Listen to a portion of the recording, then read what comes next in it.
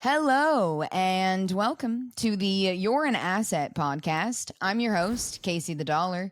And on this podcast, we find out who is an asset in the financial industry and who is just an ass.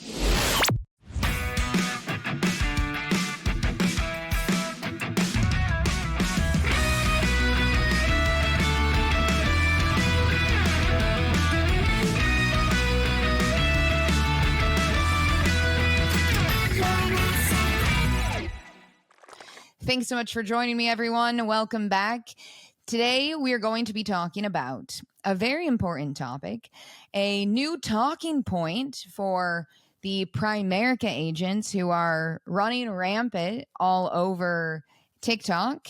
Their new talking point these days is, why would an insurance company accept business that wasn't properly structured? So we're going to be talking about why an insurance company would accept business that was not properly structured. Now, if you need to know what a properly structured IUL is, make sure you go back and listen to the first episode of this season, season 3, where I broke down everything you need to know to make sure your policy was set up correctly and all of the different things that you can look for to confirm that.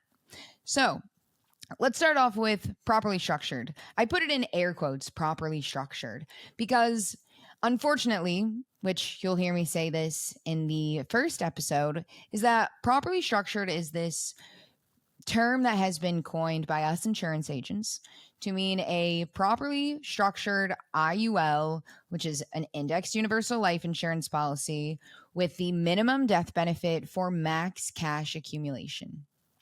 IULs grow a cash value, and if you want the most cash value, there is a correct way to set it up. And so when we say properly structured, we mean for the most cash benefit that the policy could possibly have in the future. There is a way to not set up a policy properly for cash accumulation. When someone asks for a properly structured IUL for cash accumulation, that means they want the minimum amount of death benefit because they want the majority of their money going into the cash value to obviously accumulate, earn interest, so they can use it later. If you set up a policy for a client who is asking for a max cash value policy with a huge death benefit and don't inform them on how to properly fund their policy, you would have not set up the policy properly for them. That doesn't mean you set it up in a bad way or something that's not acceptable to the insurance carrier. You just didn't set it up properly to meet that person's goals. So let me go back a bit here, because death benefit coverage is the thing that you are buying when you purchase a life insurance policy. Now, cash value life insurance policies obviously come with a cash value. So there are different ways that the policy can be designed to either minimize or maximize that cash value. Every single individual is going to have different goals or different wants out of their policy.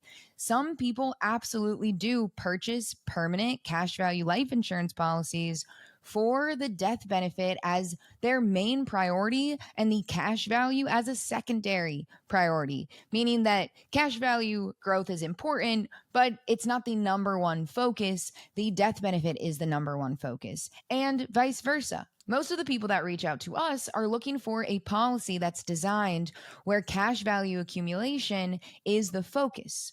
Now, for us and for anyone specializing in cash value accumulation policy design, that means purchasing the minimum amount of death benefit associated with the max contribution that is being contributed into the policy. So when we say properly structured, a properly structured IUL is focusing on cash accumulation, it's minimizing the coverage, and it's really doing everything that we can within the policy itself to meet that person's goals and make the policy as effective as possible. So what it comes down to is properly structured depends on what the person's priority for purchasing was. If someone's priority for purchasing a cash value life insurance policy is death benefit, you can also say that it was not properly structured if the coverage is really low and there's not much death benefit.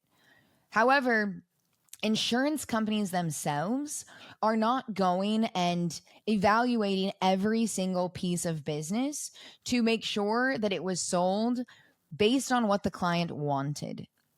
That is the agent's responsibility. And that's also your responsibility as a consumer or as the person purchasing this policy.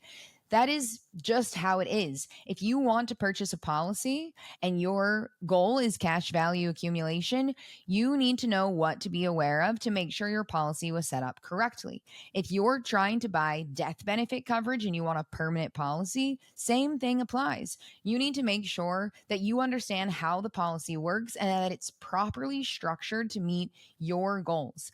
And that can mean working with the right agent who is educating you and understands how to properly design the policy to fit your goals. One way that a policy would not be set up correctly is if the client wants to max fund a policy, but the agent only sets the policy up to be funded to the target premium. The target premium is actually the minimum amount of money that needs to go into the policy. And by only funding to the target premium, the client wouldn't actually be taking full advantage of the policy's cash value because they wouldn't be max funding it up to the max contribution per year. The max contribution per year is not what the insurance company is asking for in regards to premium dollars. The insurance company is asking for the target premium. If an agent sets up a policy for the client to only fund it to the target premium and doesn't explain the difference between funding the policy to target or max funding it, then that agent has set up a policy incorrectly and has submitted an improperly structured policy. Is the insurance carrier going to come and check whether the client knows that they're only funding the policy to the required minimum amount? No, because the insurance company is getting the money that they asked for. It's up to the agent and the client to discuss the limitations and the funding contribution amounts within each individual policy. The insurance company has a minimum they want to reach, and as long as that minimum is reached, there's no problem with the policy technically. But if you are an agent who specializes in this, you know that putting someone into a policy where they're only funding it to target is not okay because the client's not going to get much out of that cash value. Insurance carriers are not going to every single individual and asking them if they know that they're only funding their policy up to the target premium. The insurance carrier doesn't actually really care, because the extra money up to the max contribution is money that doesn't have to be contributed and is 100% the client's choice.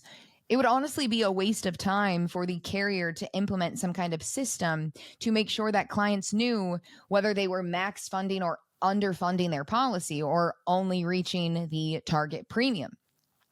Think about it like this.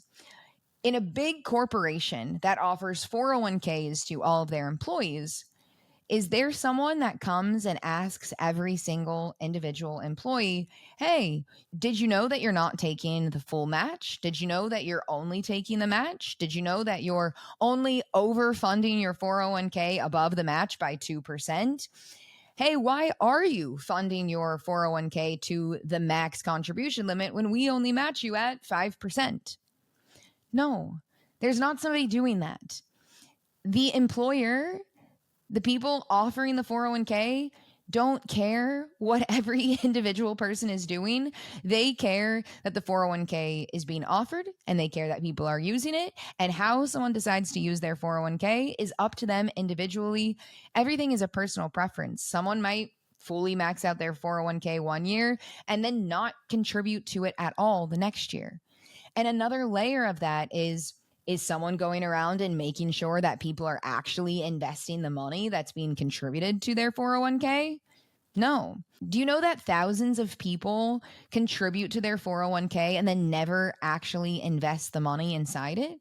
because that's happening every single day. People think that they're contributing to their 401k and that they're earning interest and they're taking advantage of the market, when in reality, they're just putting money into the 401k account and it's not doing anything for them. And no one is there to stop them, educate them, or give them advice. This is exactly what this argument of why would an insurance carrier accept not properly structured IULs is comparable to. Same thing with a Roth IRA.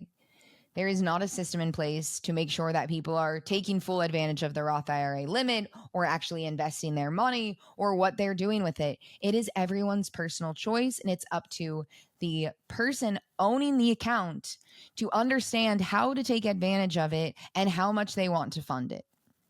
Life insurance companies are focused on selling death benefit. They are not focused on helping people accumulate a cash value.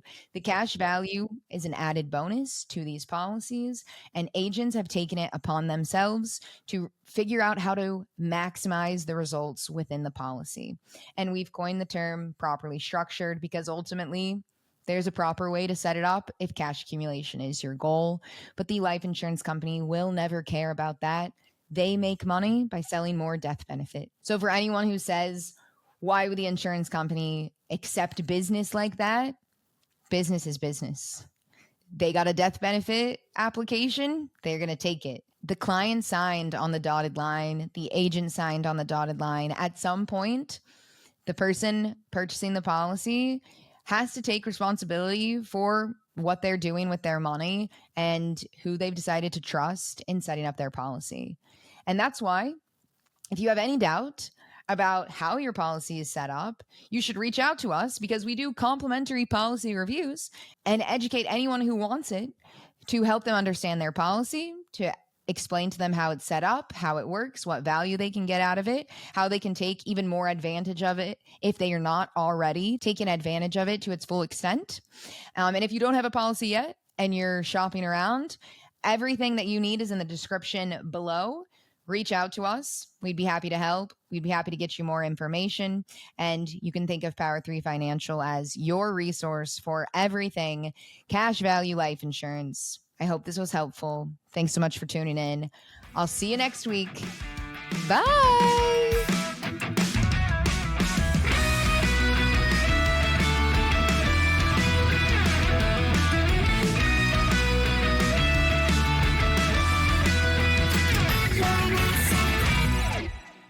The You're an Asset podcast is not giving financial advice. We are not licensed financial advisors, and our licensing is strictly in insurance products. The information that we talk about is specific to the products that we work with. We cannot guarantee that other agents will have the same product features that we discuss on the show.